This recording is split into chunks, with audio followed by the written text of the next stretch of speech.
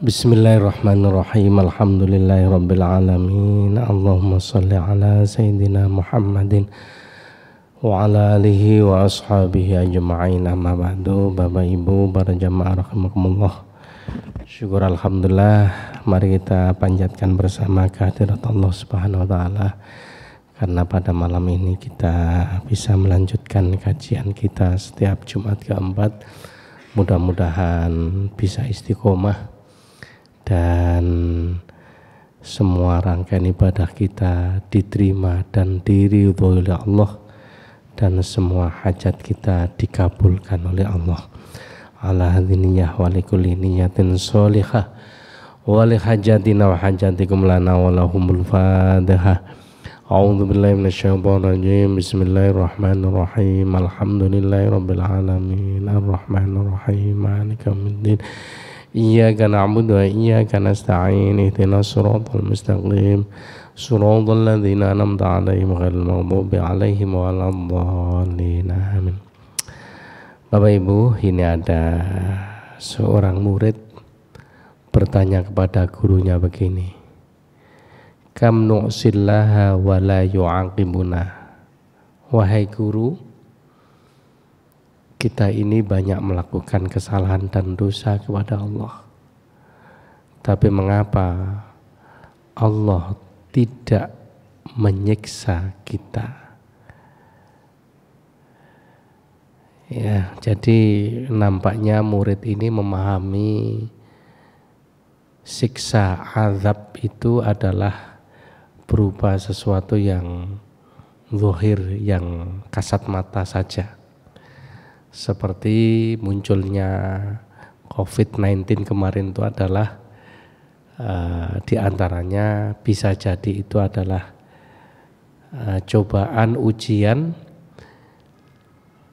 azab yang diberikan oleh Allah atas dosa-dosa kita, atau peringatan agar kita kembali kepada Allah. Nah, faradda alai syekh. Kemudian syekh ini menjawab, kam yu'aqibukallahu wa anta la tadri. Sebenarnya banyak azab atau siksaan yang telah diberikan oleh Allah kepadamu tapi kamu tidak merasakannya. Alam yaslubka halawata munajatihi. Bukankah Allah telah menarik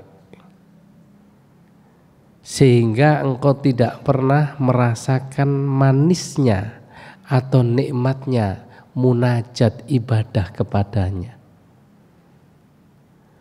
Wa ma ibtala ahadun bimusibati a'zamu alaihi min qaswati qalbihi. Salah satu bentuk ujian bala yang terbesar yang ditimpakan Allah kepada hambanya adalah berupa kerasnya hati. Jadi saudara sekalian, berdasarkan jawaban yang pertama ini, mari kita rasakan sendiri-sendiri. Nek kula jenengan arepe tangi tahajud kok abot, kemudian waktu takbir Allahu Akbar mikir iki surat panjang apa pendek, ngantuk tek lo, sehingga kita tidak merasakan nikmatnya ibadah. Atau pas sholat dilalah ana acara imame maca ayat rodok dawa pisan. Nah, bisa jadi itu juga membuat kita tidak nyaman di dalam ibadah. Atau bukan karena apa-apa, yo mergo kula jenengan tidak terbiasa menikmati dan merasakan manisnya ibadah. Pemaneh traweh dadak macane ayat dawa. Kalau hati kita tidak merasakan manisnya iman, itu adalah suatu bentuk dari siksaan atau azab. Wah, kalau ini yang dimaksudkan azab atau bencana, ya sampai saiki ya Saya merasakan semuanya Bapak Ibu. Insya Allah jenengan boten lah nggih. Boten beda bae. Masya Allah. Ternyata itu tadi bala atau bencana, ujian yang terberat, musibah yang besar yang ditimpakan oleh Allah kepada hambanya adalah berupa kerasnya hati. Inna a'zama iqabin mumkinin anta talaqqahu. Kemudian beliau melanjutkan keterangannya.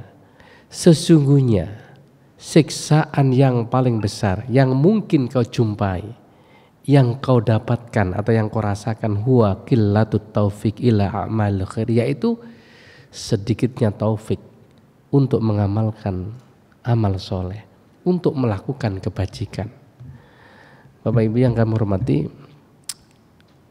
sekali lagi, di samping kerasnya hati, di antara musibah yang terbesar yang kemungkinan bisa kita rasakan bersama adalah berupa sedikitnya taufik di dalam menjalankan amal soleh. Apa taufik itu? Taufik itu secara bahasa adalah terjadi sinkronisasi atau kesamaan antara dua kehendak. Kehendak siapa? Yaitu kehendak manusia dan kehendak Allah. Bisa jadi kulon jenengan setiap hari punya program untuk meningkatkan amal soleh. Contoh kulo dewi ngeten. Sesuk hari Kamis atau Senin,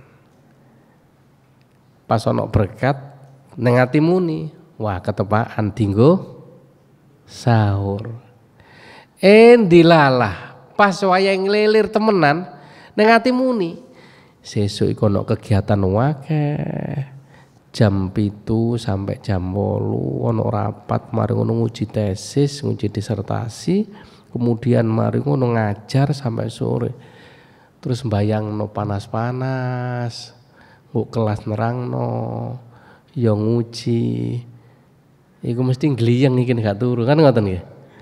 Akhire gak poso ae. Akhire yang mestine tinggi sahur, tinggi sarapan. Nah, inilah Bapak Ibu, antara keinginan dan kenyataan tidak selalu sinkron. Bisa jadi kula jenengan pernah ngalami seperti ini, atau dalam bahasa ilmiahnya antara dasain dan dasalan, dasain dan dasolen tidak sama, antara cita-cita, harapan, kehendak dan kenyataan tidak klop, sehingga banyak kebaikan yang terabaikan. Oleh karena itulah di dalam hadis Kanjeng Nabi dawuh, idza aradallahu bi'abdin khairan ista'malahu. Apabila Allah menghendaki seseorang itu akan ditakdirkan menjadi hambanya yang baik, hambanya yang soleh, hambanya yang dekat dengannya, ista'malahu, maka Allah akan menuntunnya untuk selalu melakukan kebaikan itu. Sahabat kemudian tanya, qalu kaifa yasta'miluhu ya Rasulullah? Bagaimana cara Allah menuntun hamba itu untuk selalu dalam kebaikan ya Rasul? Qala liyuwaffiqahu li'amalin sholihin qabla mautihi. Dia akan selalu diberikan taufik untuk melakukan kebajikan itu sampai mati menjemputnya. Jadi antara kehendak kita dengan rencana Allah terjadi kesamaan, itulah namanya taufik. Karena itu taufik itu selalu diminta, wabillahi taufik, gandengannya wal hidayah. Selalu didahulukan taufik niki. Makanya sing namanya Pak Taufik muga-muga teko wonge. Atau mendengarkan, melihat. Karena taufik ini adalah antara keinginan dan harapan, antara program dan rencana kita dengan rencana Allah sama. Sehingga kula jenengan kan punya harapan anak-anak itu dadi wong soleh-solihah sing manut, dilalah tidak selalu sesuai dengan kenyataan. Ono sing apik, ono sing ndamel kan ngoten nggih. Nah inilah namanya antara kenyataan dan harapan tidak selalu klop ya. Umumnya kan ya kepingin nabi kabeh kan ngoten. Tapi tidak selalu demikian. Ini adalah bentuk siksaan atas dosa dan kemaksiatan yang kita lakukan. Tapi hal-hal yang seperti ini tidak pernah kita rasakan ya. Tidak kita anggap sebagai suatu bentuk siksaan.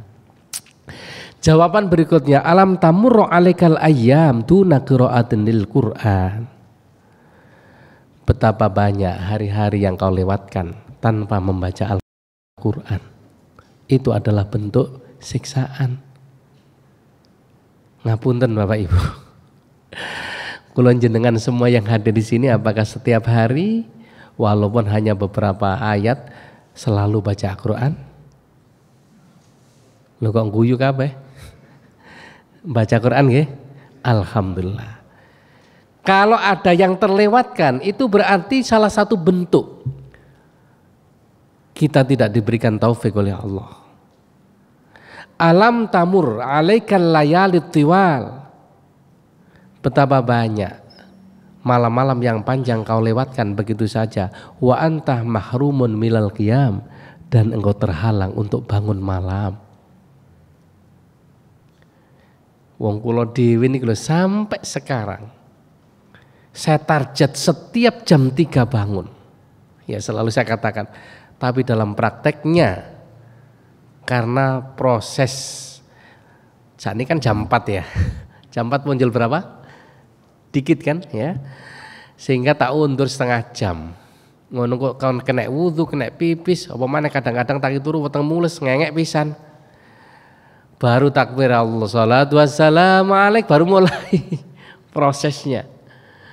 Nah, ini berarti ada banyak waktu yang sudah terbuang hanya 10 menit menjelang azan saja yang bisa kita gunakan untuk itu sih lumayan daripada terlewatkan. Betapa banyak waktu malam yang kau lewatkan begitu saja tanpa bangun malam untuk sholat malam, mendekatkan diri kepada Allah. Itu adalah bentuk siksaan. Alam tamur alaika mawasimul khair. Betapa banyak musim-musim yang mulia di hadapan Allah, seperti Ramadan, Sitta min Syawal, 6 hari di bulan Syawal, Asyra Dzulhijjah, 10 hari pertama di bulan Dzulhijjah, Rajab, atau musim-musim yang Muharram ya, yang mulia di hadapan Allah, tapi engkau lewatkan begitu saja. Walam tuwaffaq ila istighaliha kama yambaqi. Sementara engkau tidak memanfaatkan waktu-waktu itu dengan baik. Ayyu iqabin aktsaru min hadza. Masihkah ada bentuk siksaan yang lebih banyak dari itu? Ala tukhissu bi tsaqlit tha'ah.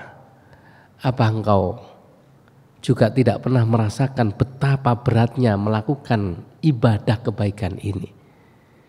Jadi nek kula jenengan abot, males, tiba-tiba muncul, itu adalah salah satu bentuk siksaan.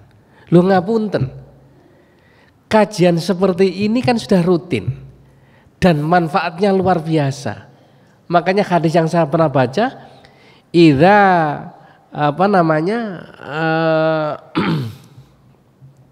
barang siapa man kharaja fi thalabil ilmi fahuwa fi sabilillah hatta yarji'a.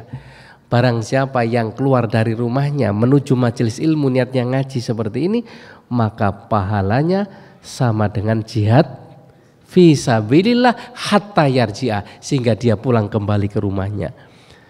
Tapi walaupun mboten enten acara nopo-nopo, tapi kan kenyataannya banyak yang tidak memanfaatkan. Tor nggo omah ya gak ono tahlilan, gak ono undangan, di rumah kan nggih nganggur, nggih napa mboten? Atau mungkin di rumah sambil mendengarkan HP itu sih lumayan. Tapi memang berat ternyata. Begitu besar pahalanya. Sehingga ketika kita merasakan berat melakukan amal soleh seperti ini, itu adalah salah satu bentuk dari siksaan. Kayak kula ngeten niki kan enten undangan maulid tetangga yang memang punya acara khusus luar biasa di pondoknya. Kula nggih mikir acara enten istighosah. Istighosahnya itu sampai jam 10 baru selesai karena memang panjang. Kemudian setelah itu sambutan-sambutan acara biasa sampai malam jam 12 jam 1 baru selesai. Terus mikir iki teko napa mboten ngono. Terus sambil mikir kira-kira nek teko berkate apa. Nek kemarin tahun kemarin itu teko berkate ini. Kula ngomong sampai nyonya. Oh, kurung-kurung teko wis ngitung berkat. Jadi semangatnya ibadah datang krana ana berkate. Wong sugih pancene, Pak. Jadi kalau datang apa maneh kaya ustaz-ustaz sing dianggap ustaz niku oleh sarung BHS gurung berkat liyane timbo isine macam-macam. Ngoten kemarin itu ngoten. Terus niki Mbak wingi BHS muga-muga BHS mana. Nah, ketika kita merasakan beratnya taat, beratnya ngelakukan ibadah, itu adalah bentuk siksaan. Ala tuhisu bi dha'fi amamil hawa wasyahwat. Apa engkau juga tidak pernah merasakan lemahnya hatimu, lemahnya dirimu di dalam menghadapi hawa nafsu dan syahwat? Itu adalah juga bentuk siksaan ketika kita tidak mampu menaklukkan hawa nafsu. Alam tubtala bihubbil mal wal jah wasyahra. Bukankah engkau juga diuji oleh Allah dengan bihubbil mal, cinta harta, wal jah dan kedudukan, wasyahra dan popularitas. Semua orang pasti kepingin populer, nggih napa mboten? Apa maneh kaya kula niki, dienak-enakno ceramahe terus dikai YouTube ben ku oleh undangan. Kan ngoten. Nah, ketika hatimu punya perasaan seperti itu sehingga ujung-ujungnya apa? Harta. Engko kan terus sangune akeh kan ngoten, Mbah. Syukur-syukur untuk ganti Alphard. Wah, Masya Allah, na'udzubillah. Itu juga siksaan, merupakan siksaan, bencana besar. Nah, subhanallah, ini luar biasa ini. Ayu aiqobin aktsaru min dzalik. Masihkah ada siksaan yang lebih berat dari itu? Alam tusahil alaikal ghibah wan namim wal kidbu. Apakah engkau tidak pernah merasakan begitu mudahnya ghibah? Apa ghibah niki? Ngerasani. Wan namimah, adu domba. Mungkin sekarang ini menyebarkan berita hoak. Wal kidbu, dan dusta atau bohong. Ya. Jadi sampai hari ini saya merasakan diri sendiri juga berat ternyata, Pak, untuk berkata jujur. Contoh, wayah ngantor dilalah, Pak Rektor ngebel, posisi di mana, Ustaz? Dijawab nang kantor, iki nang omah. Engko nak gak di kantor, loh jam segini kok gak nang kantor, kan ngoten nggih. Rektor saya sekarang itu subhanallah luar biasa disiplinnya. Jadi kadang-kadang kalau beliau itu pas posisi tidak ada acara, pagi sidak ke fakultas-fakultas, ke UPT, ya. Jadi itu moro-moro tanya, dengo-dengo, tanya ini mana ngoten niku, Pak. Lah suatu ketika pas badminton dilalah teko nang kantorku. Waduh. Masya Allah, luar biasa memang. Tiba-tiba ngepel. Nah, lagi panjang waktu ini gue ngajar daring PPG, guru-guru profesional ini lah, guru-guru sertifikasi kan, guru madrasah, guru SD, guru SMP yang dapat sertifikat kan ngajar secara online. Lagi ngajar Pak Rektor, Lah background-e nggorone omah iku kok omah. Lho kok di rumah? Oh nggih, ya. Ini mau ke kantor. Langsung tak endek budal nang kantor. Subhanallah. Ternyata ngomong jujur itu ya angel ternyata nggih. Ya. Ya walaupun Pak Rektor itu temannya sendiri, tapi kalau sudah jadi rektor itu beda nuansanya, karena memang ati Allah wa ati Rasul wa ulil amri minkum, pemimpin. Dia bukan karena sahabatnya, tapi karena ada sebuah SK yang menobatkan dirinya yang harus kita perlakukan sebagai pimpinan, sehingga kita harus taat ya. Nah, ketika engkau mudah melakukan ghibah, itu adalah merupakan sebuah siksaan, azab. Kadang-kadang ngobrol sampai konco-konco ngalor ngidul. Loh, ndi iki mau kok gak teko? Kanca siji ne gak teko, biasae dadi siji.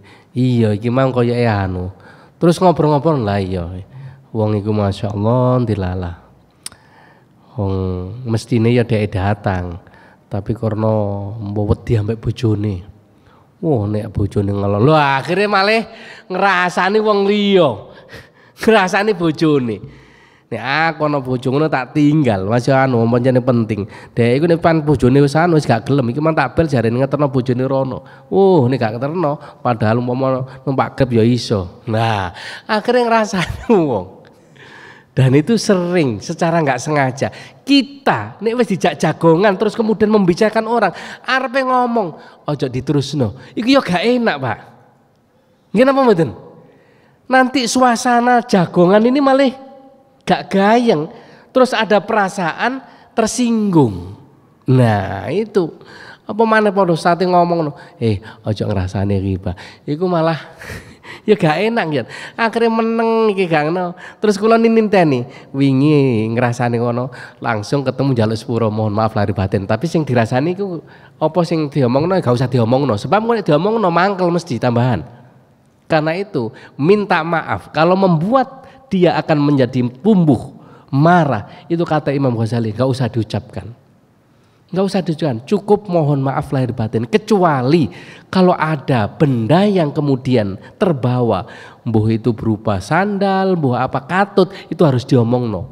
Termasuk utang, itu nggak cukup dengan mohon maaf lahir batin lunas utangnya ngoten. Misalnya wis tak sepuro dunia akhirat, itu tidak secara otomatis utang yang pernah dibawa selama belum disaur itu tetap menjadi tanggung jawab. Ngoten itu. Jadi ketika kita mudah ghibah, mudah menyebarkan berita-berita hoak, ngerasani dan seterusnya, itu adalah sebuah siksaan. Alam yushghilka bil fudul wa tadakhul fi ma la ya'nika. Bukankah engkau juga sering tersibukkan ikut campur tangan terhadap hal-hal yang tidak bermanfaat untukmu. Nah, sekarang ini biasanya jagongane pilkada, terutama calon presiden. Terus terang, ono sing menyayangkan kenapa Anies Baswedan kok gandengan ambek Muhaimin, padahal lah iku dawa urusane Pak. Iku juga nek diterusno terus akhirnya yang ngrasani. Terus Prabowo ambek iki engko kemungkinan ambek Ganjar. Wah nek iso yo aja ambek PDI. Ngono sing gak seneng ambek PDI. Dan seterusnya, akhirnya ujung-ujungnya ghibah ngrasani. Lah kula jenengan kalau ghibah kepada orang yang tidak pernah ketemu, masya Allah itu dawa urusane, gak iso njaluk sepuro. Itu bahayanya. Nah karena itu nanti kelak di akhirat akan menjadi sebuah bencana besar bagi kita yang bisa menggerus amal soleh kita gara-gara ghibah itu. Ya, makanya di dalam satu riwayat hadis Kanjeng Nabi sampai dawuh begini, atadruna manil muflis, tahukah kalian orang yang disebut bangkrut itu? Nah sahabat spontan menjawab, qalu al muflisu fina man la dirhama wala mata. Ya Rasul, wong sing bangkrut adalah orang yang sama sekali habis harta bendanya, tidak tersisa. Kalaulah dulu pedagang sukses sekarang bangkrut, utangnya numpuk, ya itulah orang bangkrut. Gambaran umum seperti itu. Tapi ternyata Rasulullah tidak seperti itu. Orang bangkrut adalah orang yang posone tekun, ibadah sunnahnya luar biasa, rajin tahajud, tidak pernah absen baca Quran, zikir wiridnya betah, luar biasa, sehingga amal solehnya banyak di hadapan Allah. Tapi dia suka menyakiti orang, suka ngerasani orang, dan seterusnya. Ketika nanti di hari kiamat, nah resikonya kalau gurung jaluk sepuro, orang ini akan semua menuntut. Sehingga amal solehnya diambil untuk orang-orang yang pernah disakiti, orang-orang pernah dirasani ini, orang yang pernah dicaci maki, dibully dan seterusnya. Loh ternyata sing dirasani, sing disakiti, sing dicaci maki, ya itu masih banyak, sehingga nggak kumanan pahala. Krono gak kumanan pahala, akhirnya dosanya orang-orang itu diambil, diblekno nanggone wong sing ahli ibadah ini. Akhirnya dia dilempar dalam keadaan habis pahalanya dan tinggal menanggung dosa orang lain. Akhirnya tidak mendapatkan kesempatan masuk surga berkat hal-hal seperti itu. Nah, karena itulah kemudian beliau guru ini mengatakan itu adalah merupakan siksaan bencana besar, ya. Alam yunsikal akhirah wa yaj'alud dunya akbaru hammika. Sering kamu melupakan akhirat dan menjadikan duniamu menjadi tujuan hidupmu. Sering kamu justru meraih dunia ini untuk menjadi tujuan hidup, juga banyak melupakan akhirat. Ini adalah bagian dari siksaan. Makanya kadang-kadang saya ini juga sampai sekarang ini masih belum bisa begini, Pak. Ketika adzan Allahu Akbar, pas kerja enak-enake atau pas rapat kira-kira ditinggal rapate, ditinggal kerjane, sholat dhisik apa nutukno kerjane? Halo. Kula niki lho. Walaupun dosen UIN sing ceramah ngeten niki. Jamnya itu seringkali memang ya gimana sulit. Wong ada 2 SKS, ada 3 SKS. Kalau sudah jam kedua yang 3 SKS pasti terakhir itu jam setengah 1, 12.30. Mulainya jam 10.15 menit. Kalau kemudian azan sekarang kan setengah 12.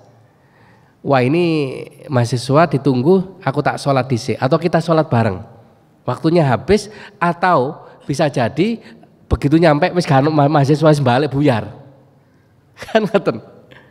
Lah sehingga ning ati nggih, waduh iki ya repot. Ya wis ditutupno sik engko jamaah keri kan ngoten. Rapat juga begitu.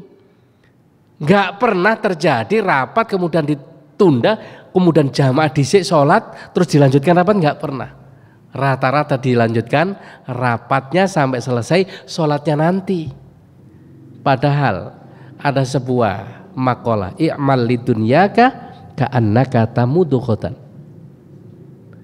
I'mal lidunyaka ka'annaka ta'ishu abadan. Bekerjalah untuk duniamu seakan-akan kamu hidup selama-lamanya. Wa'mal li akhiratika ka'annaka tamudu khotan. Bekerjalah untuk akhiratmu seakan-akan kamu mati esok pagi. Itu maksudnya gimana? Bekerjalah untuk duniamu seakan-akan kamu hidup selama-lamanya. Maksudnya nih pas kerja golek dunya ojo ditutuk-tutuk no. Masih ada hari esok kan gitu. Usia kita seakan-akan masih panjang, hidup selama-lamanya. Tapi ketika ada adzan Allahu Akbar, segeralah sholat. Jangan-jangan nih kamu tunda, iya nih awakmu dawa umure. Nah nek langsung mati guru ngelakoni sholat, naudzubillah. Nah itu maksudnya. Nah tapi seringkali itu adalah kita abaikan, sehingga Beliau mengatakan, seringkali kamu melupakan akhirat dan memburu duniamu, itu adalah merupakan bentuk siksaan dari Allah atas kesalahan kita. Nah, berarti nek ngono kita ini dosane si akeh Pak yang kamu hormati ya. Kan dari sini makanya ngaji niki terus terang bukan berarti saya itu wis apik Pak mboten. Nggih, kita niati bersama-sama dan berdoa kepada Allah muga-muga diberikan kesehatan, kekuatan iman lahir dan batin Allah, dan muga-muga saged istiqomah dan selalu diberikan taufik dan hidayah oleh Allah. Allahumma amin ya.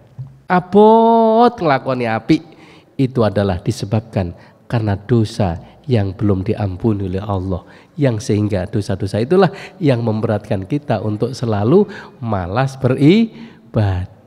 Sehingga ada doa yang selalu dibaca Rasulullah SAW adalah Allahumma a'inni ala dzikrika wa syukrika wa husni ibadatik. Ya Allah, tolonglah kami, bantulah kami agar menjadi orang yang selalu berzikir menyebut namamu, wa syukrika, agar selalu bersyukur atas semua anugerah yang Engkau berikan kepadaku.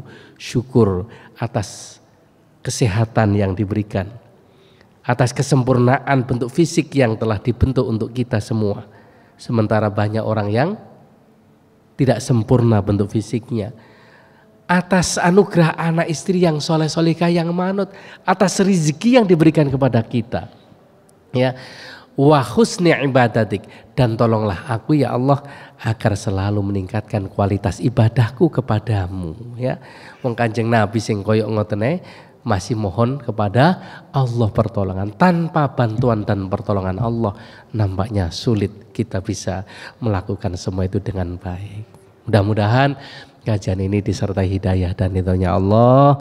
Sekali lagi muga-muga ini menjadi keterangan yang manfaat dan barokah, dan kita bisa istiqomah, diberikan kesehatan, kekuatan iman lain dan batin, dan kalaulah suatu saat dipanggil oleh Allah, muga-muga dalam keadaan husnul khotimah. Sebelum dilanjutkan pertanyaan, maka saya teringat ada sebuah qasidah atau nasihat bentuk lagu yang disusun oleh Hakim, ya. Ini luar biasa dan sudah pernah saya nyanyikan di sini. Jagalah hati, jangan kau kotori, jagalah hati, lentera hidup ini. Jagalah hati, jangan kau nodai, jagalah hati, cahaya ilahi. Jika hati kita suci, tak ada yang tersakiti. Pribadi menawan hati, itu ciri mukmin sejati. Jika hati kita keruh, pikiran jadi gemuruh, laksana dikejar musuh, dengan Allah kian jauh. Tambah turu kabeh. Halo. Jagalah hati, jangan kau kotori, jagalah hati dari iri dan dengki.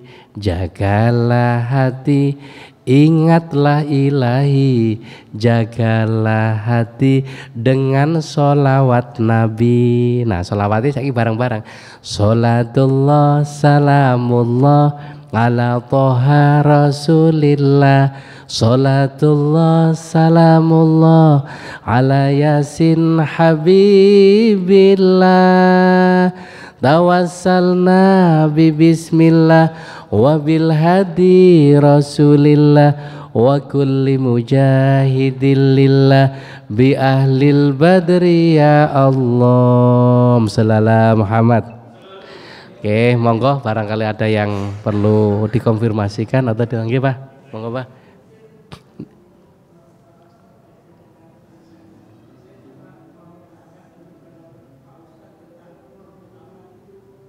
Wah, ini nggih. Bismillahirrahmanirrahim.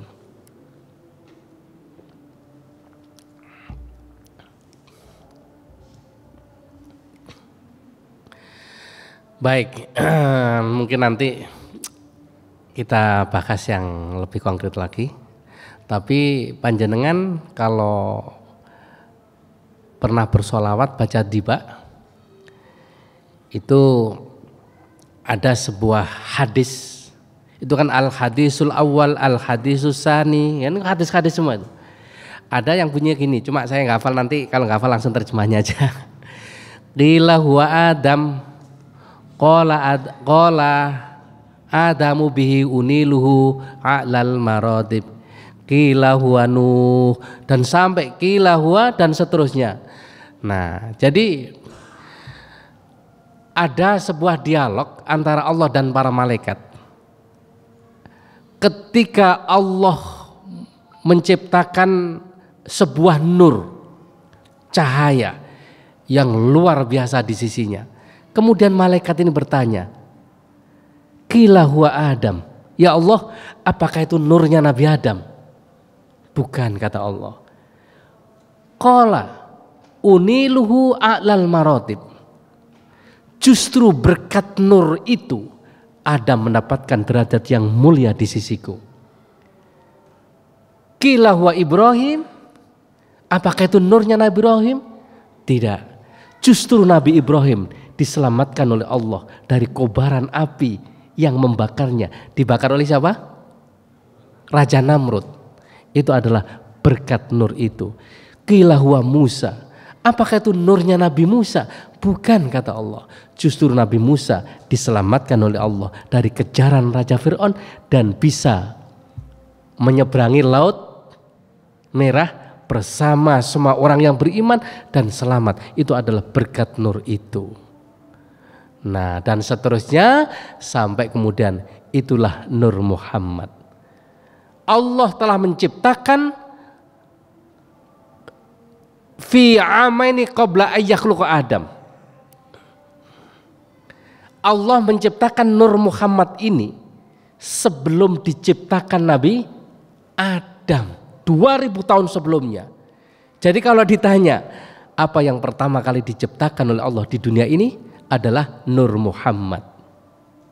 Nah, jadi sebelum lahirnya kemudian Nur Muhammad ini dititipkan di sulbinya Nabi Adam, Nabi Nuh, semua sampai mereka, dan terakhir kemudian diwujudkan nurnya ini dengan bentuk fisik, namanya Nabi Muhammad Sallallahu Alaihi Wasallam. Nah, Bapak Ibu yang kami hormati, jadi kemudian ada sebuah riwayat Rasulullah bersabda dalam satu hadis qudsi, Allah berfirman begini,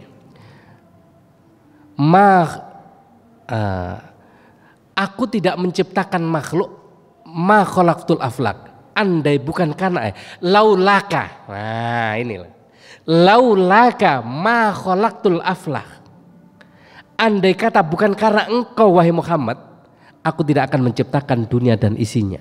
Jadi Nur Muhammad ini adalah merupakan cikal bakal atau apa istilahnya, bahan di dalam menciptakan dunia dan isinya. Nah, nanti kelanjutannya ada sebuah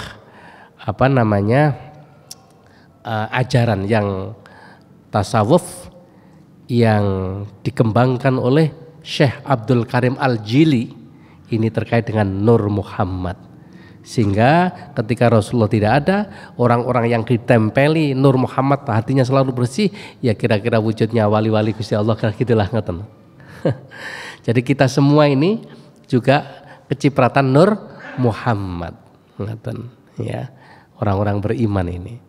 Sehingga hati kita akan selalu bercahaya, selalu akan disinari oleh nur Allah manakala ada Nur Muhammad yang melekat di dalam diri kita. Ya sementara itu, Pak.